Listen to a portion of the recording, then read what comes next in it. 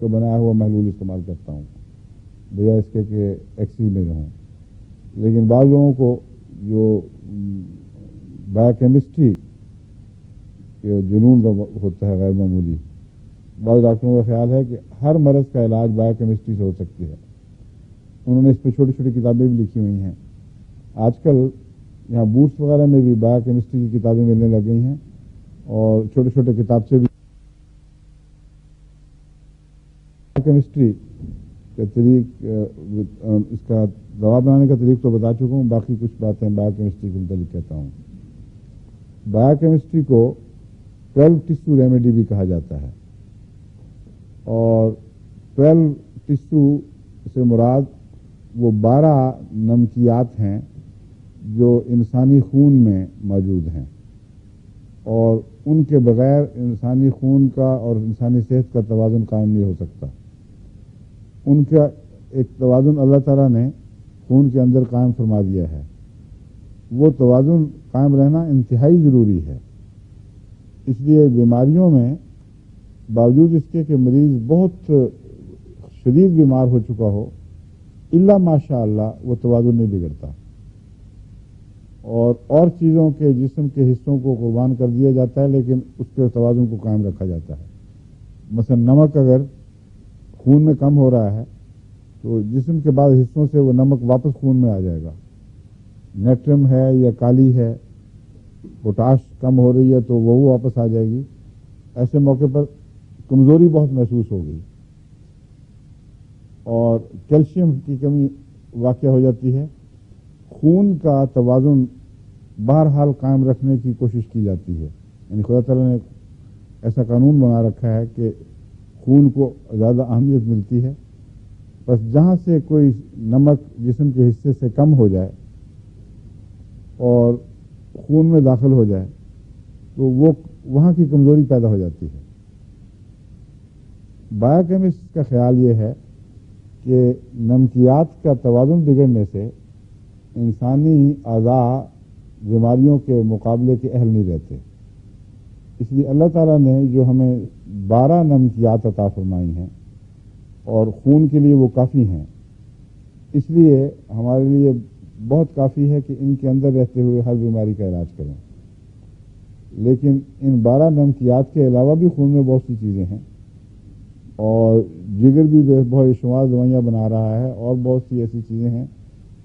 مثلا انسولین تو ان 12 میں شامل نہیں، لیکن اگر یہ نہ ہو تو پھر مرض پیدا ہو جاتا ہے. اس کا جواب وہ یہ دیتے ہیں کہ انسولین کا نہ ہونا بھی انہی کی خرابی کی وجہ سے ہے. اگر یہ 12 نمکیات جسم میں اپنا توازن برابر رکھیں تو انسانی اعضاء، ہر قسم کے اعضاء کی صحت کی ضمانت ہے. اگر ان میں توازن بگڑے تو پھر خرابی ہوتی ہے. لیکن واقعہ یہ ہے کہ عام بیماریوں میں دیکھا جائے ان کا توازن نہیں بگڑتا. جب توازن بگڑے تو عموماً موت کا اعلان ہوتا ہے، اور جب مریض اپنے مرض الموت میں مبتلا ہو کے موت کے قریب پہنچتا ہے پھر یہ نظام بگڑ جاتا ہے. پھر ڈاکٹر جو مرضی کر لیں پھر خون کے توازن کو قائم نہیں رکھ سکتے اور پھر کوئی دوا کام نہیں کرتی. اس لیے وہ ان کی بات میں کچھ وزن ضرور ہے، لیکن یہ دعویٰ کر لینا کہ اس کے سوا کوئی دوائیں نہیں ہیں یہ غلط بات ہے، اور بہت ہی بڑی مصیبت گلے سہرنے والی بات ہے کہ ان 12 کے اندر ہی رہنا ہے، جبکہ معلوم ہے کہ دوسری دوائیں بہت اچھا اثر دکھاتی ہیں. ہر بیماری کے ساتھ تعلق رکھنے والی دوائیں موجود ہیں. اس لیے روزمرہ کے لیے ان دواؤں کا استعمال کرنا کوئی حرج نہیں، اور سفر میں عموماً فائدہ دیتی ہیں. لیکن اب کسی کو چوٹ لگی ہے مثلا تو وہ ڈھونڈتا رہے 12 ٹیشو میں سے کون سی چیز ہے جو چوٹ کے لیے مفید ہوگی، کچھ نہیں ملے گا اس کو. فرم فاس ہوگی کہ جو ابتدائی طور پر ایکونائٹ کا بدل سمجھا جاتا ہے. جس طرح ایکونائٹ ہے نا، ہر بیماری کے آغاز میں دے دو، فرم فاس بھی ہر بیماری کے آغاز میں دے دیتے ہیں. مگر ہاں نہیں، اس کو 12 ٹیشو ریمیڈی کہا جاتا ہے. سالٹ نہیں، 12 سالٹس، جب سالٹس کہیں گے 12 سالٹس کہیں گے. مگر ہومیوپیتھی میں جو اصطلاح ہے وہ ہے یا بایو کیمسٹری یا 12 ٹیسو، اس کو ٹیسو کہتے ہیں، تو اس لیے میں اس ٹیسو استعمال کر رہا ہوں. تو بہرحال یہ ایک زبردستی کی پابندی اپنے اوپر عائد کرنے والی بات ہے جو بڑی مصیبت ڈال دیتی ہے. اس لیے کھلا ذہن رکھ کر چلنا چاہیے، جہاں سے شفا مل جائے. 12 کے اندر رہنا ضروری نہیں ہے، مگر اگر ان سے کوئی چیز ایسی، یعنی ان میں سے کوئی ایسی چیز ہو جو کسی معین بیماری میں اچھا اثر دکھاتی ہے تو ضرور استعمال کریں. جس طرح میں نے ذیابیطس کے لیے آپ کو بتایا تھا، وہ یہ 12 ٹیسو کے اندر ہی ہے، یعنی 12 نمکیات کے اندر رہتے ہوئے ذیابیطس کا ایک اچھا علاج ممکن ہے. مگر بعض دفعہ بالکل کوئی اثر نہیں دکھاتی یہ دوا. مثلا میں نے آپ کو بتایا تھا کیلکیریا فاس، کالی فاس، نیکٹرم فاس، یہ 3 دوائیں 6x میں، اور نیٹرم سلف اگر 200 میں دے دی جائے تو وہ بھی اسی اچھا اثر دکھاتی ہے. لیکن بعض ہومیوپیتھ اس کو بھی 6x میں استعمال کرتے ہیں. تو یہ چاروں 6x میں استعمال کی جائیں، کیلکیریا فاس، کالی فاس، نیٹرم فاس اور نیٹرم سلف. تو کہتے ہیں کہ اس میں ذیابیطس کے جو محرکات ہیں یا موجبات ہیں ان پر بھی اثر انداز ہوتی ہیں دوائیں، اور ان کے جو بعض نتائج ہیں بعض بیماریوں کے ان پر بھی اثر انداز ہوتی ہیں. اس پہلو سے انہوں نے عموماً تقسیم کی ہوئی ہے.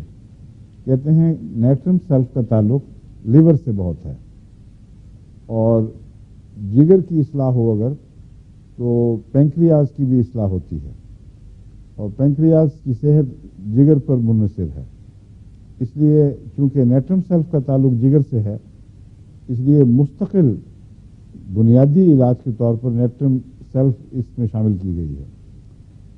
خون میں اگر شوگر زیادہ ہو تو اس کا نیٹرم فاس سے تعلق ہے. اس لیے بلڈ شوگر کے لیے پہلی دوا جو اس کے بایو کیمسٹ کے ذہن میں آئے گی وہ نیٹرم فاس ہے، سوڈیم فاسفیٹ. تو یہ دوا دینے سے کہتے ہیں خون کی شوگر کافی گر جاتی ہے.